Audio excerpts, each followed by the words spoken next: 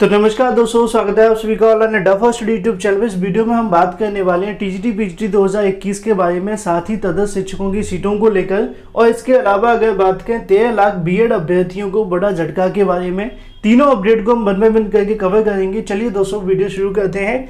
एक रिक्वेस्ट आप सभी से रहती है, इस वीडियो को देखने वालों की संख्या हजारों में होती है, लेकिन आप सभी लाइक करना भूल जाते हैं।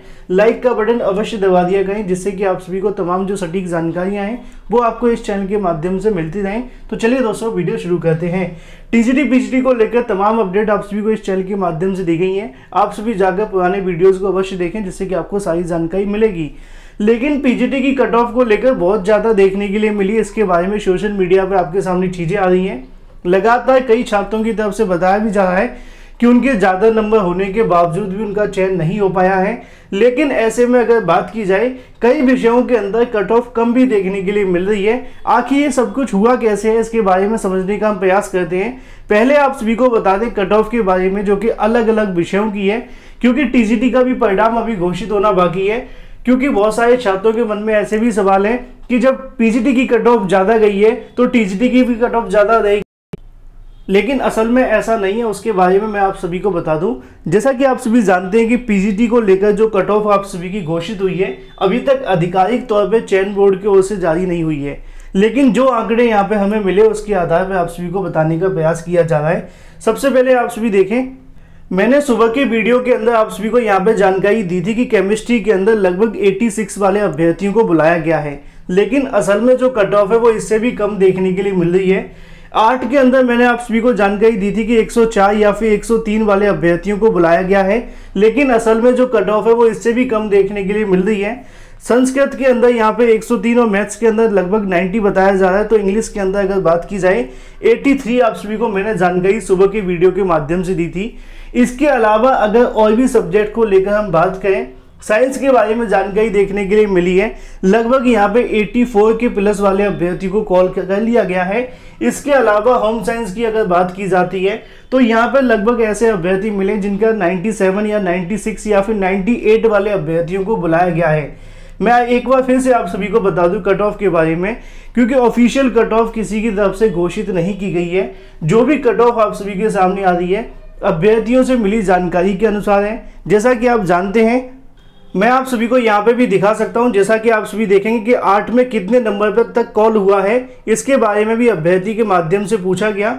उनका ऐसा कहना है कि उनके एक रिलेटिव हैं जो कि ओबीसी के अंदर 92 नंबर पर कॉलिंग आ गई है। और मैंने आप सभी को यहाँ पे दिखाया भी था, जो कि अनरिजर्व की कट ऑफ थी, क्योंकि सुबह जो अभ्यर्थी ने डाटा दिया था उसके आधार पर मैंने आप सभी को जानकारी दी। लेकिन जैसे जैसे शाम हुई अभ्यर्थियों के डाटा आने शुरू हुए और उसके आधार पर कट ऑफ कम भी रही है। तो यहाँ पे अभ्यर्थी का कहना है कि 8 के अंदर 92 पे बुला लिया गया है। अब आपका कितना कमेंट करके बताएं, आपको बुलाया कि नहीं बुलाया, इसके बारे में जानकारी दें।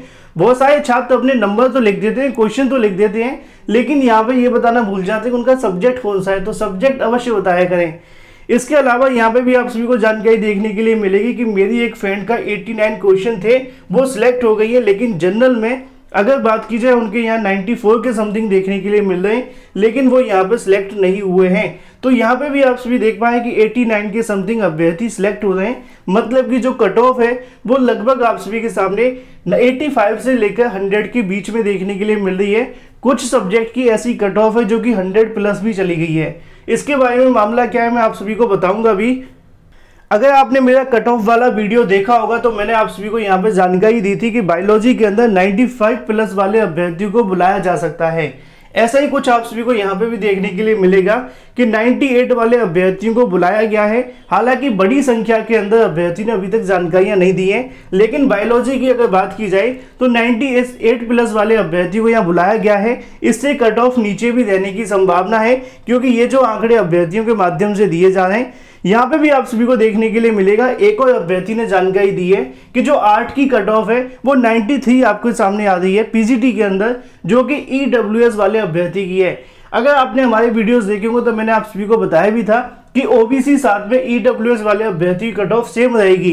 तो यहाँ पे ईडब्ल्यूएस वाले अभ्यर्थी को 93 पे बुलाया गया है। सेम यहाँ ओबीसी वाले एक अभ्यर्थी ने जानकारी दी है कि उनको 92 पर कॉलिंग आ गई है।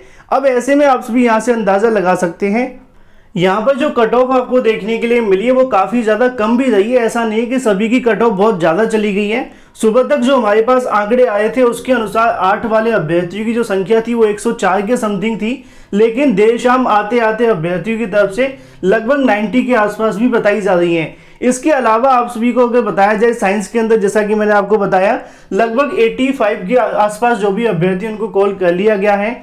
मैथमेटिक्स के अंदर ये देखने के लिए मिला है, कुछ अभ्यर्थियों का कहना है कि 90 के आसपास हमें कॉल किया गया है, तो कुछ अभ्यर्थियों का ये भी कहना है कि लगभग 95 होने के बाद भी उनका कॉल नहीं आया।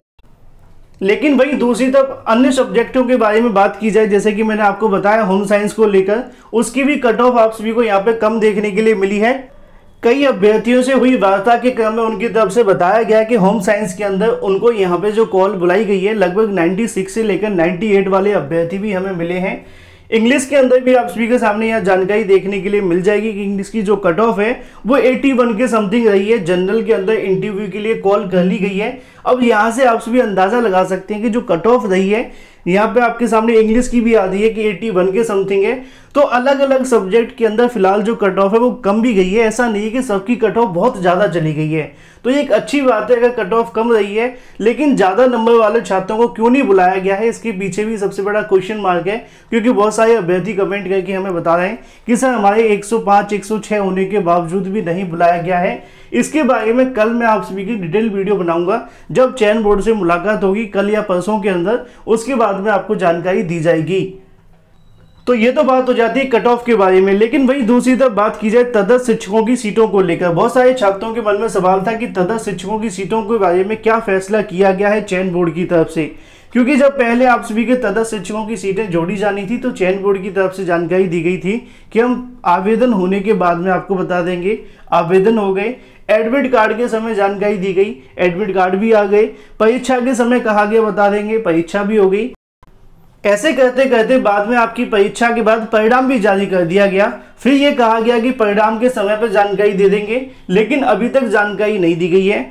ऐसे में चयन बोर्ड के कई अधिकारियों से जानकारी लेने का प्रयास भी किया गया, हालांकि उनकी तरफ से कोई संतुष्ट जवाब अभी तक देखने के लिए नहीं मिला है। ऐसे में उनके माध्यम से जानकारी दी जा रही है कि जल्द इसको लेकर जो फैसला है वो लिया जाएगा। तो तदर्थ शिक्षकों की सीटों को लेकर सोशल मीडिया पर कई अफवाहें वायरल हुई थी कि सीटें जोड़ी जा चुकी या फिर ऐसा हुआ है। अभी तक चयन बोर्ड की ओर से परिणाम के अंदर तदर्थ शिक्षकों की सीटें ना जोड़ी गई है और ना ही अभी तक घोषित हुई है। इसको लेकर जल्दी चयन बोर्ड की ओर से एक फैसला लिया जाएगा।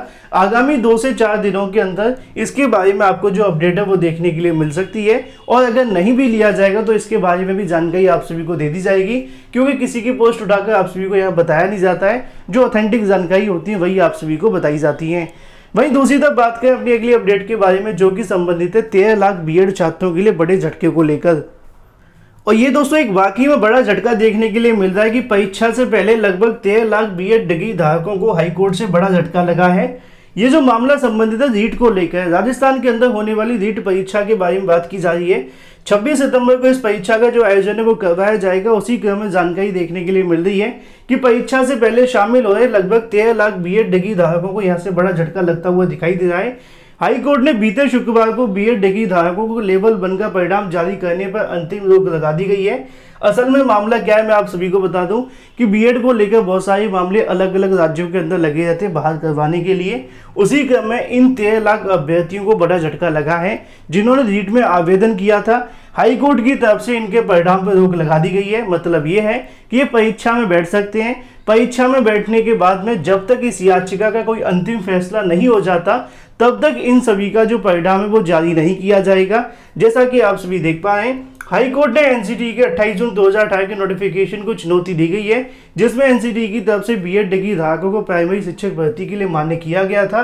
बीटीसी अभ्यर्थी की ओर से अधिवक्ता विज्ञान अगर बात की विज्ञान शाख की तरफ से नोटिफिकेशन पूरे तरीके से गलत बताते हुए यहाँ पे उसको लेकर कहीं ना कहीं जो मामला है वो देखने के लिए मिलता है। आसान भाषा में मैंने आप सभी को बता दिया है कि इन 13 लाख अभ्यर्थियों को बड़ा झटका लगा है। फिलहाल ये परीक्षा तो दे सकते हैं, लेकिन इनका जो परिणाम है वो जारी नहीं किया जाएगा जब तक इस याचिका का कोई अंतिम फैसला नहीं हो जाता है। तो जो भी अपडेट होगी आपको इस चैनल के माध्यम से मिलती रहेगी। वीडियो को लाइक कर दें, साथ ही शेयर कर दें, चैनल को सब्सक्राइब करना बिल्कुल ना भूलें।